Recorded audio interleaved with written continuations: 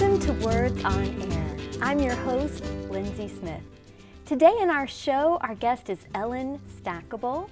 She is the founder of Poetic Justice, a program that facilitates restorative writing classes for incarcerated women.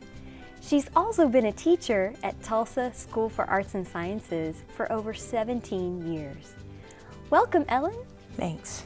You founded Poetic Justice in 2014. Could you tell us a little bit more about why you felt so compelled to start this organization? Well, it was interesting. I was looking up just the other day, I was trying to find something in my old files, and I realized that even 4 years before that, I had been looking into incarcerated women in Oklahoma. And I think because I love to teach writing and I believe in the power of voice to change lives, I started thinking about, do these women have an ability to make their voice heard? You know, is there something out there? And the more I looked, the more I realized there really wasn't anything quite like that. There's an awful lot of faith-based programs that are volunteer programs, but not so much that. And so that kind of led me to start looking for a way in, which took another 2 years. Then I had a friend that I teach with at Tulsa School of Arts and Sciences, and he was doing spoken word poetry with men at the Tulsa jail. Okay. And I said, can I tag along? And he said, sure, come on. And so after that night, I said, we need to do this with the women. So along with another spoken word poet, Claire Collins, she and I started it. We didn't know what we were doing. And just started going to the Tulsa County Jail. And now 4 years later, we're in every women's prison and the Tulsa County Jail, and we have 20 volunteers. So what's a typical day like when you go into one of these facilities? Typical is an interesting word to use because I don't know if there's a typical, but it depends on the facility. When we go to the Tulsa County Jail, there's a real transitory population there. The women are waiting to be sentenced or they're waiting to be released. So they're in kind of a triage situation where we're just trying to help them in that moment. And so we usually have 2 or 3 volunteers, and in every class, at every facility, we kind of start with an icebreaker, just to kind of transition from where they were to the room that we're in. And we do a meditation, some deep breathing, and then we ask them to make rules for making it a safe place to write and to share their writing. And honestly, when you ask people who are incarcerated to make the rules, and it's legitimate, they're just kind of dumbfounded. And then we usually introduce the prompt that we're going to write about that night, show some example poems, and then we give them time to write, and we write with them. And then afterwards they share their writing, and they have an opportunity after they share their writing to ask for comments or questions or just silence. So really a lot of the kind of what educators call hidden curriculum is you matter. Yeah. You have agency. You are a person of worth. When we were talking a little bit about the project before, you said that a word that describes the feeling of incarceration is shame. So how does writing address that shame? Oh, it's tough. I think about shame as being like a locked box deep in your heart. And you think because it's locked that it's taken care of. But what you don't know is it's ready to ambush you at any moment. And when you open it up, it's full of things that could honestly kill you. So most of the women that we work with have shame from childhood abuse. And then added onto that is shame from whatever landed them in prison or jail. And then there's also just kind of free-floating shame where they're just ashamed as mothers, ashamed as grandmothers, as sisters, as daughters. And so we tried to really address that. We asked them to look at what Brené Brown calls the shame gremlins. What are the voices that they hear in the night, those hate voices? And then we asked them to speak to themselves the way they would speak to somebody that they love most in the world, and then to write about it. Write about what brought that shame and replace it. Last night we did kind of the follow-up to the shame where we had them write one positive, pure memory that they could keep. And that every time that shame gremlin arose, they could have that positive memory. And we put it on, they decorated paper and they wrote it. And it's almost like a talisman they can carry with them that can bring healing. Wow. So you use a few prompts. to get the writing process started. And I noticed that some of the prompts you use are poems or based on poems by Patricia Smith or Anne Sexton, also Lauren Zuniga, poet here in Oklahoma. What is it about poetry in particular that is helpful for a project like this? Well, there's no rules. Yeah. And I think most of the women have come from the very bottom of the hierarchy, both educationally and otherwise. And so when there's no rules, it frees eloquence in them. It releases their voices. And they can write about things that they couldn't if you just said write a short story or an essay. Yeah. So I love that it is a form that accommodates everybody. Well, you've shared with me some beautiful anthologies of the poems that these women have written, and I wanted to make sure we had time to share some of those poems. So let's start with some poems by Geneva Phillips. Do you want to tell us a little bit more about her? Geneva was in our first class at Mabel Bassett when we went, and she and I just got to be friends. We've had since then several other classes that have had those same women. And every time you're a teacher, you have somebody in your class that I said calls you out if you're not being true and honest to what you're supposed to be doing. Yeah. And that can be threatening for some teachers, but I welcome students like that. I like students that are saying, are you supposed to be doing this now? Or you said you were going to do this. And Geneva was that person. So we immediately hit it off. And honestly, her writing is just beautiful. She writes in a way that I've never written. Yeah. Well, one of her poems is called Gray. Do you want to share that with us? Gray describes her experience in prison. Gray. Gray, galvanized, interlocking, mesh wire wall, adorned with silver. Concertina's slashing deterrent. A lone man with a gun prowls round and round the perimeter. Gray. Cinder block construct. Every window's frames, 2 stories, self and celly, celly and self. Each brick embossed with countless signatures, converted to days, multiplied by years, subtracted by death, erased by the time that hold captive. Gray. Designation, a desultory destination, repeating patterns of monotony, concealing atrocities behind the facade. Humane habitation for monsters, or a monstrous habitat for humans. Perceptions divided by gray.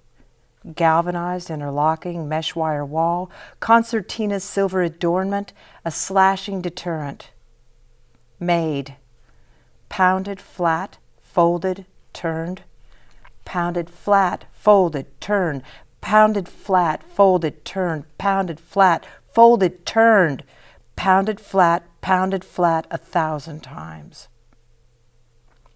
This is how a sword is made. This is how a warrior is made. This is how a woman is made. Wow, thank you. That poem really speaks, I think, to this relationship between trauma and incarceration. What have you learned about that relationship? Well, Dr. Susan Sharp at OU did kind of the beginning research on this. And honestly, her book is what first sparked my interest in this. And she found that conservatively, 80 to 90% of women who are incarcerated have suffered childhood or adult trauma, physical, sexual, you name it. And so when you bring that into prison, it doesn't just go away. You know, I think it just layers on. And one of the things Geneva said once was that prison strips your gender from you. You no longer even feel like a woman. You know, you're not allowed makeup, you're not allowed jewelry, you only wear gray, and you start to feel less than human. Wow. Well, I've become a big fan of Geneva's poems, having looked at these anthologies, but I wanted to ask you a little more, too, about the situation of harsh punishment for women in Oklahoma who are convicted of drug offenses. And I was reading a little bit more about this, and I was reading an investigation from the Frontier about disproportionate way that sentencing impacts African American, Native American women, other women of color, also poor women. Mm-hmm. So how does this vulnerability among certain populations in Oklahoma show itself in the work that you do? I think we see it primarily with Native American women. Mm-hmm. In the Tulsa County Jail, we'll see more of a mix. Mm-hmm. But at Mabel Bassett, we get an awful lot of women from small towns in Oklahoma who have harsher sentences. Mm-hmm. So if you are at Eddie Warrior, which is north of Tulsa, that is usually the women that have 10 years or less. Mm-hmm. And you'll see more women of color there because they've come from Oklahoma City or Tulsa that are doing lesser sentences for crimes. Mm-hmm. But many of the small towns in Oklahoma have disproportionately harsher sentences. Mm-hmm. And it really produces a lot of hopelessness. Mm-hmm. One of the coping mechanisms you see a lot at Mabel Bassett is cutting, self-harm. And the first time I encountered that, I was just appalled. And then one night at class, several of the women, it turns out quite a few have tried this, gave me just their reasoning of why it was okay to do it. Mm-hmm. And I was just kind of flabbergasted. They said, we're not hurting anybody else, we're not breaking a law. And I just thought there has to be a better way. Yeah. There has to be a better way. Well, there's a poem by a woman named Lisa Batone that I wanted to invite you to read, and it's about this healing potential. Batone. Lisa is absentee Shawnee. And I made the mistake of just calling her Shawnee one night and got a half-hour lecture on the history of the absentee Shawnee. Mm-hmm. And she comes from a long line of chiefs and leaders in her tribe. And this is called Tatakwa no Mena. Down a dirt road so winding, away from the outside world, unknowing and hiding, a dance ground is alive and breathing life into its people. Fire dancing as if choreographed by God. Wood popping, smoke penetrating all in its path. The sturdy long table filled with food galore. Kids laughing and playing till they can't play no more. Family and friends visiting, catching up since the last dance. Making the grounds smile by fulfillment. I feel like I've won the lottery to be born into this. Tatakwa no Mena. I am home. Wow. There's just so much in that poem that speaks to healing, even if it's only in memory. And I know that's something that you've talked a lot about in terms of the project. The hope of the project is the hope for healing. I want to give you a chance to talk about a couple other initiatives that you're involved in right now. One is a documentary that you've completed or that you've worked with others to complete. And then you also have this Into the Heartland tour that you're embarking upon. So as we've worked with the women there, I think one of the things that they feel acutely is that they're forgotten, that nobody knows what's going on. And it's interesting that even one advocate can make a difference. There's a woman in one of our classes who her dad shot her when she was 8 years old, lost her sight, and Mabel Bassett said that she wanted to get her GED, and they said, we don't have any services for that. So I made a call to the Oklahoma Council for the Blind, and within a week she was in classes. So I think that really sparks something in all of us volunteers, that if you could see these incarcerated women as human beings, maybe, just maybe, that would start to change Oklahoma's view and eventually the laws concerning them. And so Scissortail Media in Oklahoma City approached us about doing kind of a documentary on what we did. And it turned into, rather than a 5-minute short, it was 24 minutes. And it's not only about our classes, but it's also about just the state of Oklahoma and where we are with this issue. So when we showed it here in Tulsa, one of the people in the audience told us the story of William Wilberforce. He's the guy that helped to bring about the end of slavery in England in the 1700s, and he did it one by one. He said, you don't change the laws, you change the hearts of people. So he would have dinner parties and invite people over and take them on a visit to see the slave ships. And so something sparked in me, and I thought, what if we took this to every county in Oklahoma? Not being an Oklahoman, I had no idea we had 77 counties, which we Yeah. do, 77. But Oklahoma is also really interconnected, and it doesn't take long before you can find somebody that says, oh, yeah, I know somebody from Alfalfa County or Texas County or Cimarron. You can show it there. Or what about showing it at RSU or OSU or Yeah. OU? So we have right now, I think, 11 different counties scheduled, and we're hoping by November 2018 to do this in all of them. And we'll show the documentary, we'll do some readings of poetry, and then a Q&A panel afterwards that'll have poetic justice people, but also formerly incarcerated women on the panel. Wow. Wow. Well, how can people watching get involved or support what you're doing? Well, you can go to our Facebook page, Poetic Justice Oklahoma, or you can go to our website, poeticjustice.org. And I mean, one way, honestly, is we have no grants. We are just funded one by one, little by little. So anything you give would help towards, producing these books, as well as the cost for classes that we go to. And then I think just contacting your state legislature, find out who they are, give them a call.